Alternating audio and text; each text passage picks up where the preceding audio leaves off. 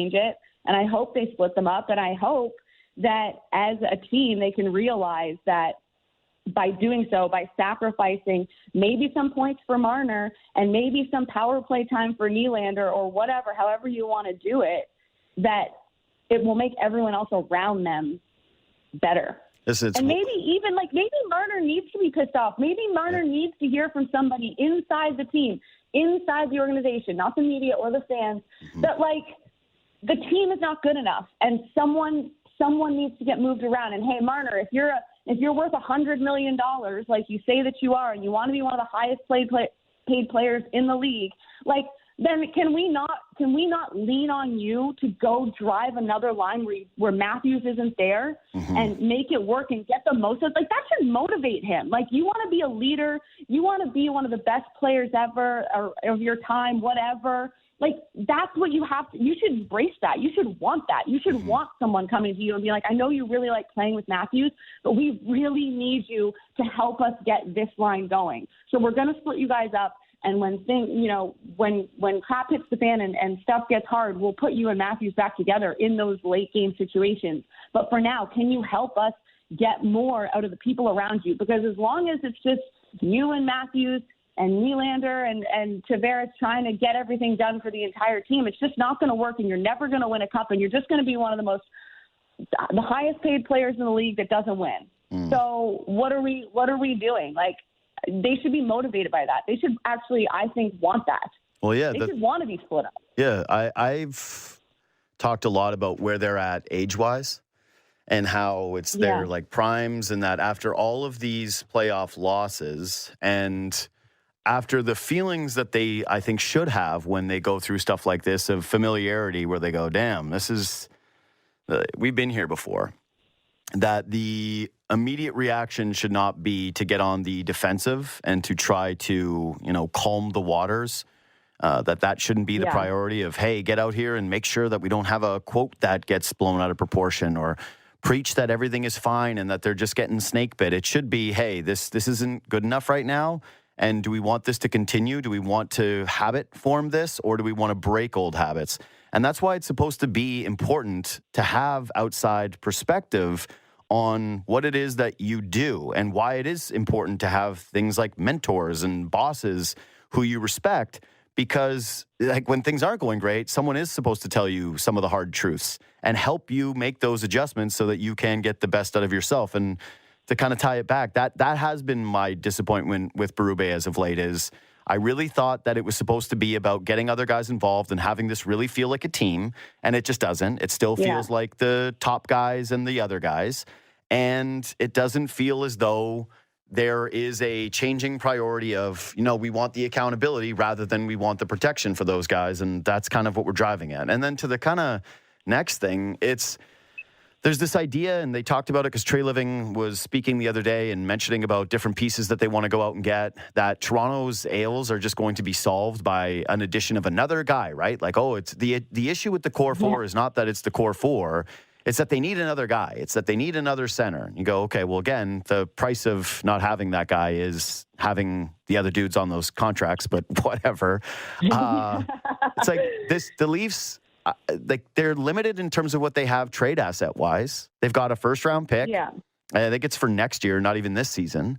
They've got Easton Cowan and they've got Fraser Minton, who I'm not sure why they would be so enthusiastic about moving either of those guys, even though the window is shrinking because Matthews is only here for a certain amount of time and he is a superstar who has now dealt with an injury that's nagging and has been beat up in the past.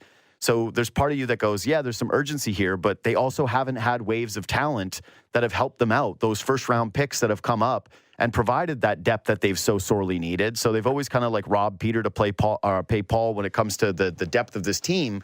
So it's finally you got a couple of guys that you could. You know what?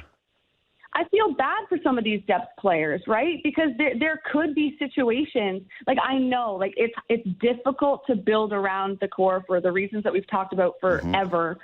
So I don't even know why I feel like I have to mention it, but whatever.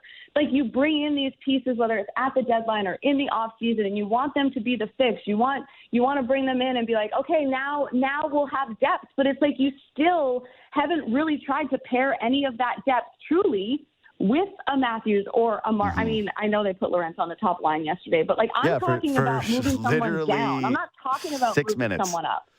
Yeah, it was. I think it was 6 minutes of ice time that Lorentz got with the top guys before he was stapled to the bench and then went back to the fourth line. Yeah, so I don't know. It's so frustrating, and I feel like we've never truly given the Matthews-Marner split a legitimate go, and it's just I don't know why. I don't understand. Well, I think that it's some of the stuff that you talk about, which is protectionist culture, but also it's like you have to be balancing the fear of the other thing as the head coach, which is if you invest in that, right? Like you say, we're going to go with 3 lines and we're going to see how this works. You can't just run it for a game or two and then flip back because then nothing has changed, right? So you have to commit. You got to commit to it. And then what happens if you start to lose these games or those guys don't show chemistry and all of a sudden you are chasing it? You know what's going to happen is the lines are going to go into a blender and then you're going to see what you saw last night, which is double shifting Nylander and giving him 22 minutes of ice time and Matthews hitting 20 and Marner hitting 20 and you're going to end up kind of with a similar spot. That's it. Is Berube should, I guess I shouldn't even say should because I'm not an NHL head coach, whatever. But I think that it would behoove them to lose some of the smaller battles in the aim of winning a war and using some of this time that they have where they are first division, they are trying to chase this to show that, hey, there is some urgency here and maybe there is a plan outside of the thing that we have tried every year to very similar results. Like, let's just take an extended look at it. Let's have 2 weeks of the schedule where we try to see what we have with some of these other guys. And again, maybe that does impact what they do at the deadline. Like maybe it emboldens them. Maybe it makes them feel like, well, you know what? Now we know with conclusivity that moving Domi back up to play with Matthews is not getting enough, or it's not working for this team in a way that makes us feel fine about it. But at least, again, find something else out, do something different. God, for not just the sake of the fans, but the sake of you. And yeah, it is an entertainment product. And even as we were talking about this, I'm thinking, imagine you watched a really good TV show. And you're like, damn, that's really good. And then the second season was the exact same. And you're like, okay, that was a little strange. And then the third season was the exact same. And the fourth season was the exact same. There's like minor little plot details, minor little character injections, but you were watching the same show over and over. I think by season 8, you probably want to tap out. It's so hard. Yeah.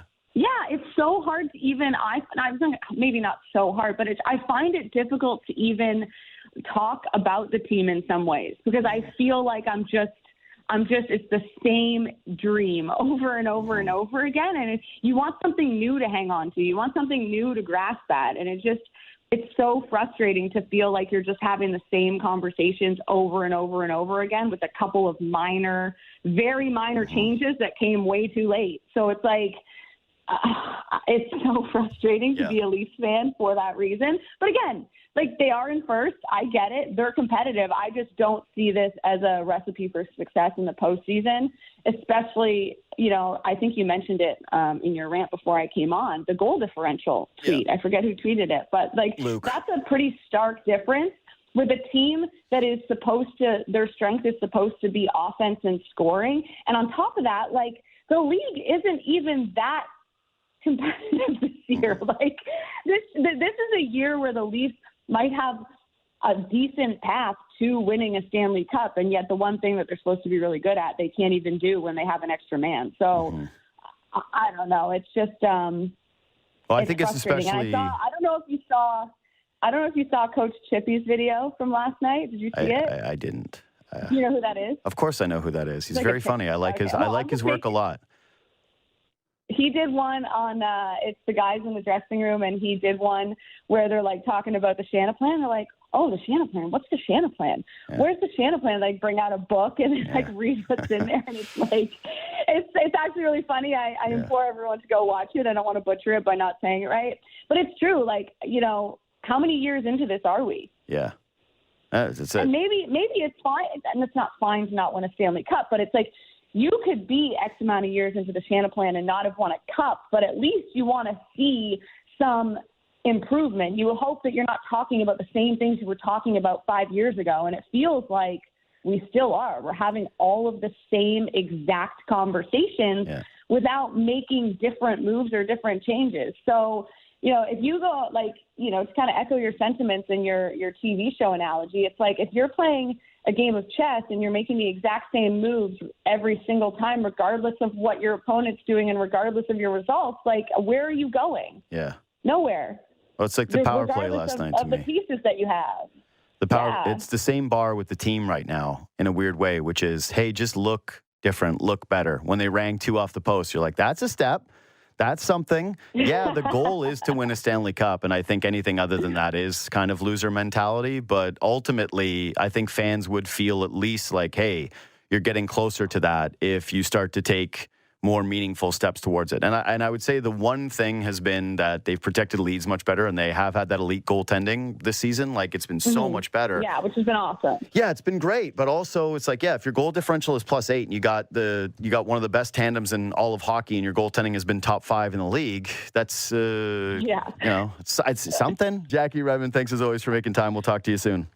Bye, guys. Kris Versteeg and Francois Beauchemin to Los Angeles Kings. Possible deal with Toronto Maple Leafs. In an interesting twist in the NHL trade market, new rumors are emerging about Kris Versteeg and Francois Beauchemin potentially being traded to the Los Angeles Kings.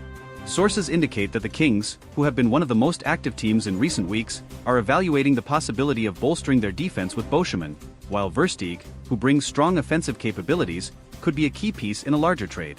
This move becomes even more intriguing considering the Kings' surplus of offensive pieces available for trade, exactly what the Toronto Maple Leafs are looking for to strengthen their roster. It's speculated that with Versteeg included in the deal, the Leafs could be targeting a possible addition like Wayne Simmonds, along with a mid-range draft pick. This move makes sense given Simmonds' struggles this season, as he has yet to find his top form on the ice.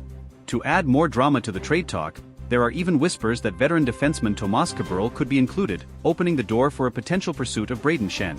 If completed, this move could have a significant impact on reshaping the Leafs lines and adding more depth to the team. Stay tuned for updates to see if these trades come to fruition and how they might shape the future of Toronto and Los Angeles this season. In an interesting twist in the NHL trade market, new rumors are emerging about Kris Versteeg and Francois Beauchemin potentially being traded to the Los Angeles Kings. Sources indicate that the Kings, who have been one of the most active teams in recent weeks, are evaluating the possibility of bolstering their defense with Beauchemin, while Versteeg, who brings strong offensive capabilities, could be a key piece in a larger trade. This move becomes even more intriguing considering the Kings' surplus of offensive pieces available for trade, exactly what the Toronto Maple Leafs are looking for to strengthen their roster. It's speculated that with Versteeg included in the deal, the Leafs could be targeting a possible addition like Wayne Simmonds, along with a mid-range draft pick. This move makes sense given Simmonds' struggles this season, as he has yet to find his top form on the ice. To add more drama to the trade talk, there are even whispers that veteran defenseman Tomas Kaberle could be included, opening the door for a potential pursuit of Brayden Schenn. If completed, this move could have a significant impact on reshaping the Leafs lines and adding more depth to the team. The Kings' situation is complex, as they are in the midst of a transitional period. Their aging roster, which includes a core group that led them to several successful playoff campaigns in the past, has seen some struggles in recent seasons. While there's a clear need for defensive help, Los Angeles may also want to improve their offensive consistency in order to make a deep playoff push. The combination of Beauchemin's defensive reliability and Versteeg's offensive upside could help the Kings balance their lineup. From the Leafs' perspective, this potential deal is about retooling for the future. The team is in a position to compete, but they also need to solidify certain areas on the ice. Adding a player like Wayne Simmonds could provide the grit and scoring touch that the team has been missing. Furthermore, acquiring a mid-range draft pick could help with future team-building efforts, as Toronto looks to remain competitive while still developing young talent. The inclusion of Kaberle in the trade package could be a strategic move for both teams. The veteran defenseman, who has been with the Leafs for a long time, has seen his role diminished in recent seasons. However, his experience and offensive abilities could be a valuable asset for Los Angeles, who could use a steady presence on the blue line to help their younger players develop. The talk surrounding Brayden Schenn's potential involvement in the deal adds an intriguing layer to the negotiations. Schenn, a versatile forward, has shown flashes of brilliance but has been inconsistent at times. If the Leafs are able to land him, it could be a great opportunity for both the player and the team to find success together. Schenn's physicality, two-way game, and leadership could be exactly what the Leafs need to bolster their forward group. While the trade market can be volatile and unpredictable, these rumors suggest that both the Kings and Leafs are preparing for significant changes. For Toronto, this could mark the beginning of a new era, with a focus on adding more experience and depth. For Los Angeles, the trade could be a chance to retool and address some of the weaknesses in their lineup, while still competing for a playoff spot this season. Of course, as with any trade rumors, it's important to remember that these discussions are fluid and can evolve quickly. There are many moving parts in these types of negotiations, and both teams will likely have to weigh their options carefully before making any final decisions. It's also possible that other teams could enter the fray, further complicating the situation. In the coming days, fans of both teams will be watching closely to see if any concrete moves are made.